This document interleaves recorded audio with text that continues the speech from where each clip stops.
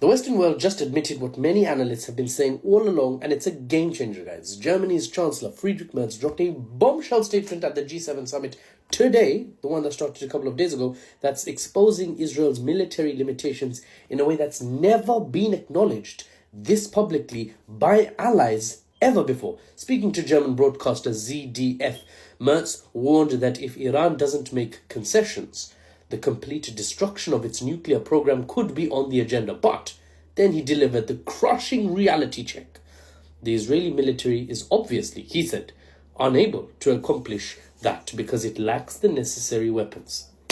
What kind of ally is Germany, bro? What kind of ally is Germany? The Knesset, they're going to be like, what kind of ally is this Germany? What happened? Did you forget what you did in World War II? Anyway. But the Americans do have the weapons, Germany added.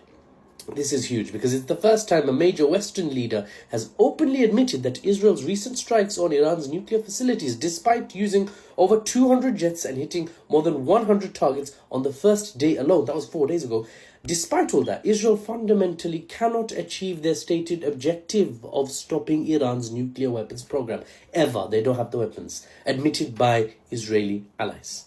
The strikes may have damaged facilities and killed scientists, but Iran's nuclear infrastructure is too vast, too deep under the Zagros and Al-Borz mountain ranges I keep talking about, and too hardened, too well prepared for exactly this.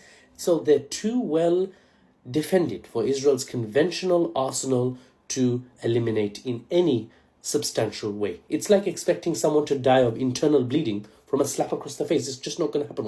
What Merz is really saying is that only America's bunker-busting nuclear weapons, potentially, by the way, or massive conventional ordnance, Iron Man style with the da-da-da-da and the mountains blowing up, only nuclear bunker busters or huge conventional ordnance barrages might penetrate, even then it might penetrate the underground facilities where Iran's most critical nuclear work happens, where their enriched, potentially weapons-grade uranium might be stored. It's also might. Everything's hidden underground. They're like the dwarves, right? So everything's they maybe, might, possibly, da-da-da-da-da.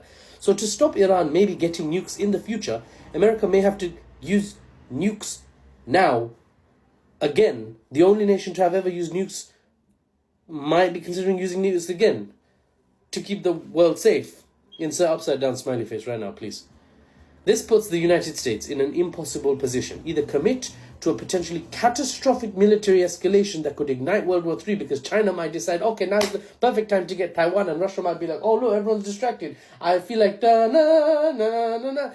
Soviet Union might be reborn.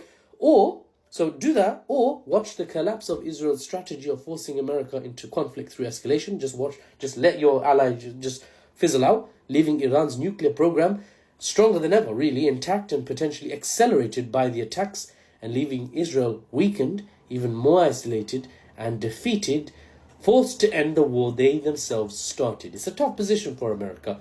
We'll see how they work it out. For the unbiased news and analysis without the Western spin, I'm Muffles, not Muffles. And I'll see you on the next one. Where's my chocolate, man?